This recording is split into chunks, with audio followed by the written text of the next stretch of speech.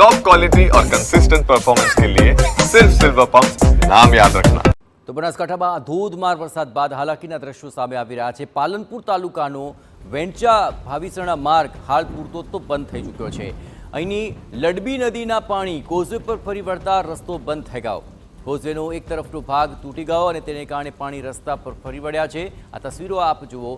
અહીં 3 માસ અગાઉ તો 3 લાખના ખર્ચે કોઝવે રિપેર કરાયો હતો, પરંતુ હાલ તેની હાલત જુઓ।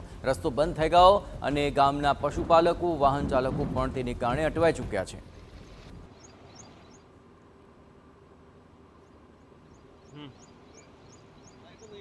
ગત રાત્રે બનાસકાંઠામાં ભારે વરસાદ પડ્યો છે। દાંતામાં 9 ઇંચ તો પાલનપુર તાલુકામાં પણ 2 ઇંચ જેટલો વરસાદ પડ્યો છે। ઉપરવાસમાં ભારે વરસાદને કારણે નદીઓ વહેતી થઈ છે। પાલનપુર તાલુકાનું આજે વેડંચાનો જે માર્ગ છે તે અત્યારે બંધ થયો છે, કારણ કે જે આ કોઝવે છે તેની પર પાણી ફરી વળ્યા છે।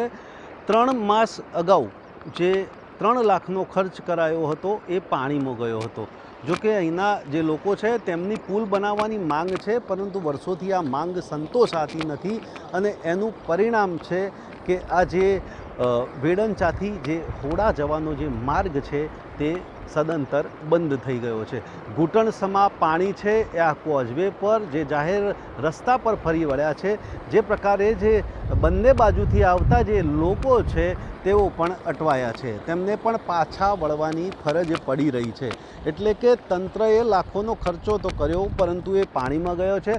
અત્યારે તો જે કોઝવેનો ભાગ છે એ તૂટી જતા જે રોડ પર પાણી ફરી વળ્યા છે અને આ માર્ગ છે એ લોકો માટે બંધ થયો છે। અતુલ ત્રિવેદી, TV9 બનાસકાંઠા।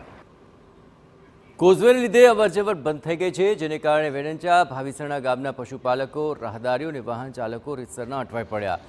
બીજી તરફ દાંતાની નદીઓ પણ ઉછાળા પર છે। અમીરગઢમાં ગરનાળામાં પાણી ભરાતા લોકોએ હવે હાલાકીનો સામનો કરવો પડી રહ્યો છે। આઈ ગયો।